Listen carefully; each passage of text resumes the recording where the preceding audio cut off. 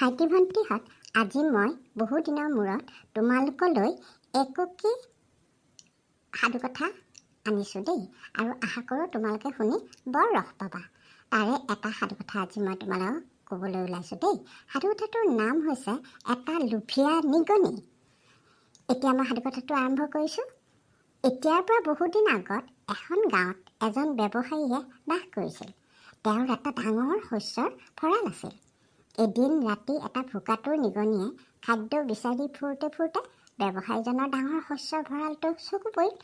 ভঁৰালটোত শস্যৰ গুণ চাৰিওপিনে বিয়পি আছিল।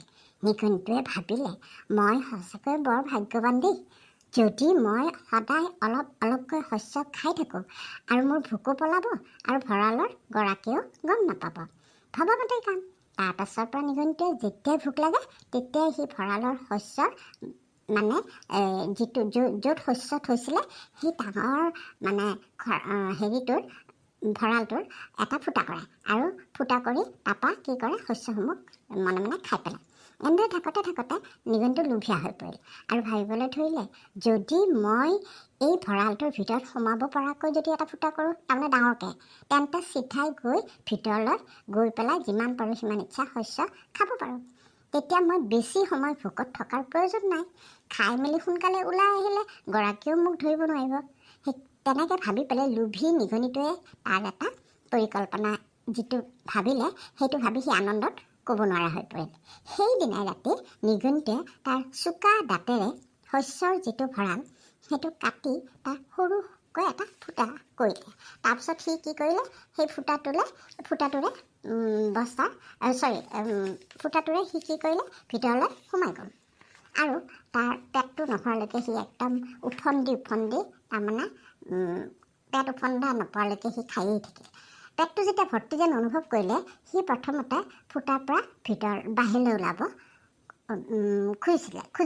সি যেতিয়া বাহিৰলৈ ওলাব খুজিলে, সিটো দেখিলে হাৰে তাৰ পেটটো ইমান ফুলিছে। তাৰপিছততো সি ওলাই আহিব নোৱাৰিলে। তাৰপিছত সি শস্যৰ ভঁৰালটোৰ মাজতে আবদ্ধ হৈ পৰিল। সি বিভিন্ন প্ৰকাৰে চেষ্টা কৰিলে ওলাব পাৰে নেকি, কিন্তু সিটো ওলাব নোৱাৰিলে। বহু চেষ্টাৰ পাছতো যেতিয়া নিগনিটো ওলাব নোৱাৰিলে নহয়, তেতিয়াতো সি বিৰাট ভয় খালে আৰু ভয়ত সি কান্দিব ধৰিলে।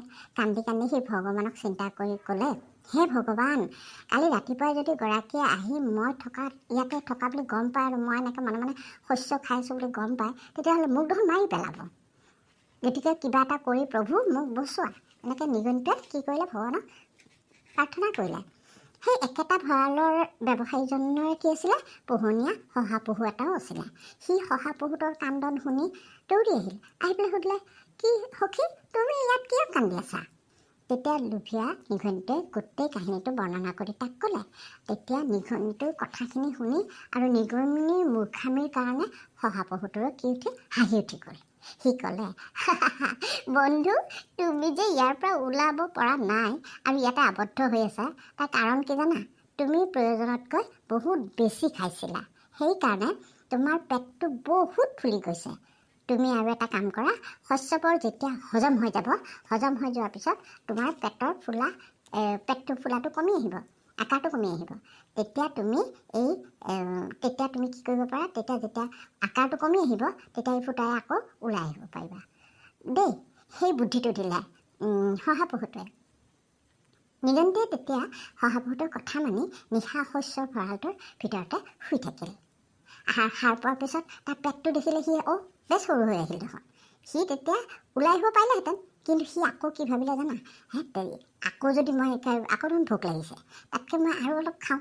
সি আকৌ এগালমান শস্য খাই পেলালে। তাৰ পেটটো আকৌ ফুলি গ'ল। এইবাৰতো আকৌ সি ওলাব নোৱাৰিলে। গতিকে সি তেতিয়া আৰু সেই বস্তাটোৰ ভিতৰতে মনে শুই থাকিল। কিন্তু লোভীয়া নিগনিটোৱে ভাবিলে, দেখোন পেটটো আকৌ ফুলি উঠিছে। গতিকে সি আকৌ এনেকৈ শুৱে, আকৌ কাইলৈ ওলাম বুলি ভাবে, আকৌ লোভীয়া ভোক লাগে, আকৌ শুই থাকে। সেই নিশা কি হ'ল, নিশা খিৰিকীৰে এজনী ডাঙৰ মেকুৰী মনে সোমাই আহিল সেই ভঁৰাল থকা কোঠাটোলৈ। সোমাই আহি পেলাই মেকুৰীটোৱে যেতিয়া শস্যৰ ভঁৰালটোৰ ওচৰলৈ আহিল, তেতিয়াতো সি নিগনিৰ গোন্ধ পালে। গোন্ধ পোৱাৰ লগে লগে একদম মেকুৰীয়েতো নিগনিক খায়, তোমালোকে জানা। তেতিয়া মেকুৰীটোৱে একদম কৌতূহলেৰে বস্তাটো চাৰিওপিনে ভঁৰালটো চাই পিনে ঘূৰি ঘূৰি চালে, শুই চালে। তাৰপিছততো গম পালে ভিতৰত এটা নিগনি সোমাই আছে। তেতিয়া লোভত ৰ'ব নোৱাৰি কি কৰিলে, একদম মেকুৰীটোৱে সোমাই গৈ হাতখন ভৰাই দি নিগনিকে একে টানি আনি মাৰি খাই পেলালে। গতিকে এই সাধুকথাটোৰ পৰা আমি এটা ডাঙৰ নীতি শিক্ষা লাভ কৰিব পাৰোঁ। নীতি শিক্ষাটো কি জানানে? আমাৰ প্ৰয়োজনতকৈ বেছি বস্তু লোভে সদায় অবাঞ্ছিত দুৰ্যোগৰ সৃষ্টি কৰে। আমাৰ যিখিনি প্ৰয়োজন সেইখিনি বস্তুহে আমাক থকা আমাৰ বাবে দৰকাৰ। তাতকৈ যদি বেছি লোভ কৰোঁ তেতিয়া এই লোভে কি কৰে, আমাক কেতিয়াবা মৃত্যুৰ মুখলৈও ঠেলি দিব পাৰে। গতিকে আমি বেছি লোভ কৰা উচিত নহয়।